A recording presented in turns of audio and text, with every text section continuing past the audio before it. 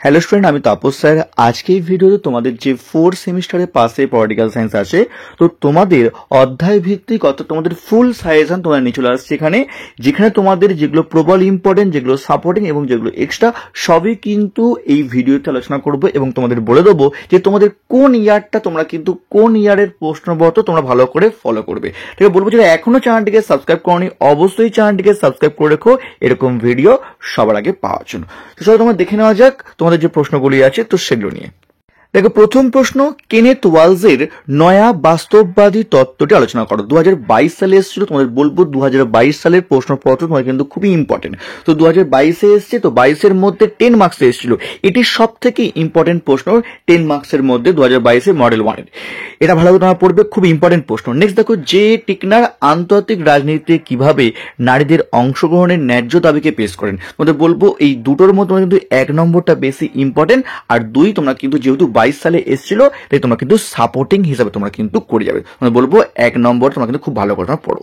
Next দেখো পরের প্রশ্ন, মডেল 1। পরের দেখো মডেল 1-এর 15 মার্কসের প্রশ্নটি এসেছে তোমাদের, আন্তর্জাতিক সম্পর্কের পরিধি লেখো।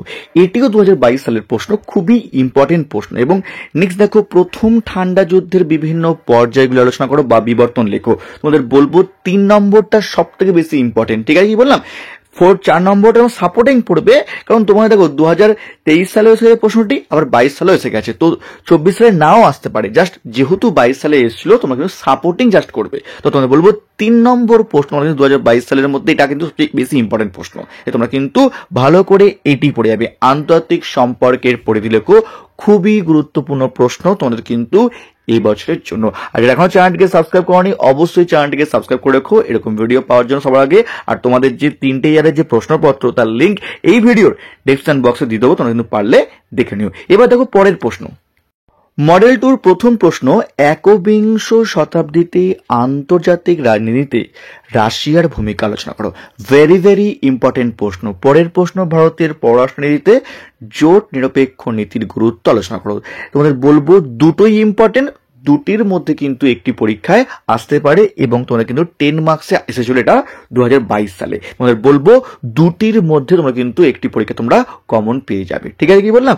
নেক্সট দেখি পরের প্রশ্ন, ঠান্ডা যুদ্ধতর পরিস্থিতিতে আন্তর্জাতিক রাজনীতির প্রকৃতি পর্যালোচনা করো। এটিও 2022 সালে 15 মার্কসে এসেছিল।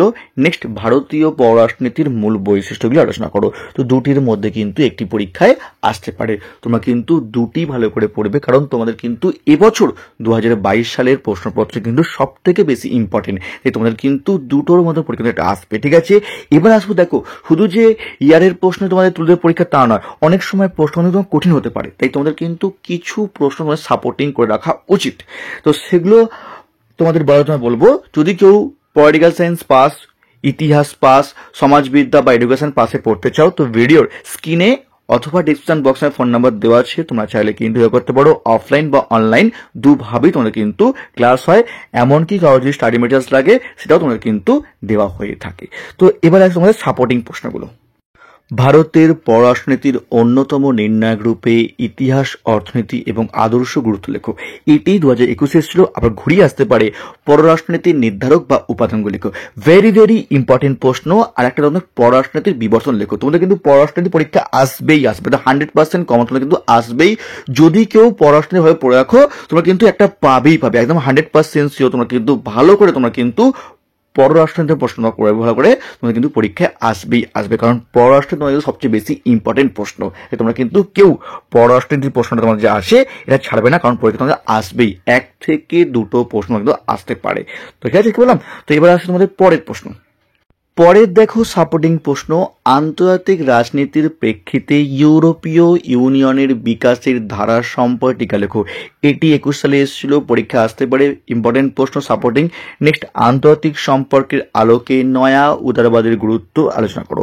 এইগুলো তোমরা কিন্তু আগে ওই 1 থেকে 8 তোমরা পড়ছো, মডেল 1-এর 4টে প্রশ্ন, মডেল 2 4টে পড়ছো, তারপর তোমরা কিন্তু এই 4টে পড়ছো। ঠিক আছে, তোমরা কি বললাম। তো তোমাদের বলবো পররাষ্ট্র তোমার যে প্রশ্নটা তোমরা আছে ওটি তোমরা কিন্তু খুব ভালো করে করো, কারণ ওটা কিন্তু পরীক্ষা আসার সময় কিন্তু অত্যন্ত প্রবল, ভেরি ভেরি ইম্পর্টেন্ট প্রশ্ন। ঠিক আছে, এবার তোমাদের কিন্তু কিছু এক্সট্রা প্রশ্ন আমার সামনে আলোচনা করবো, কারণ এক্সট্রা করতে হবে, কারণ যদি প্রশ্ন যদি কঠিন হয়ে থাকে না তখন ওরা কিন্তু এক্সট্রা প্রশ্ন অনেক গায়ে লাগতে পারে।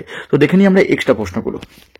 তোমরা কিন্তু আগে সাপোর্টিং, আগে ইম্পর্টেন্ট করার পর তারপর তোমরা কিন্তু এক্সট্রা করে যাবে। আন্তর্জাতিক সম্পর্ক পাঠের বিবর্তন লেখো, এটিও ইম্পর্টেন্ট। কিউবার সংকট ভেরি ভেরি ইম্পর্টেন্ট প্রশ্ন। এক্সট্রার মধ্যে কিন্তু তোমরা বলবো তোমাদের কিউবার সংকট ভেরি ভেরি ইম্পর্টেন্ট প্রশ্ন, ঠিক আছে? তো তোমরা জাস্ট দেখে যেও, ভালো করে না করে তোমাকে দেখে যাবে প্রশ্নগুলো। যদি বাই চান্স তোমার প্রশ্ন কঠিন হয় তখন তোমরা কিন্তু এই প্রশ্ন পরে কিন্তু আসতে পারে, ঠিক আছে? নেক্সট দেখো পরের প্রশ্ন, আন্তর্জাতিক সম্পর্ক ও আন্তর্জাতিক রাজনীতির মধ্যে পার্থক্য লেখো, এটি এক্সট্রা প্রশ্ন। দেখে যাও তোমরা। ঠান্ডা যুদ্ধতর বিশ্বে ক্ষমতার নতুন কেন্দ্রগুলি লেখো, এটিও জাস্ট তোমাদের এক্সট্রা প্রশ্ন, তোমরা কিন্তু পারলে দেখেছো। তো এই ছিল তোমাদের পলিটিক্যাল সায়েন্সের ফুল সিলেবাস অনুযায়ী তোমাদের যে সাজেশন আলোচনা করলাম, যেখানে তোমাদের সাপোর্টিং, ইম্পর্টেন্ট এবং এক্সট্রা। তো যারা এখনো চ্যানেলটিকে সাবস্ক্রাইব করোনি অবশ্যই চ্যানেলটিকে সাবস্ক্রাইব করে রেখো এরকম ভিডিও সবার আগে পাওয়ার জন্য। তো আজকের মতো এটুকুই।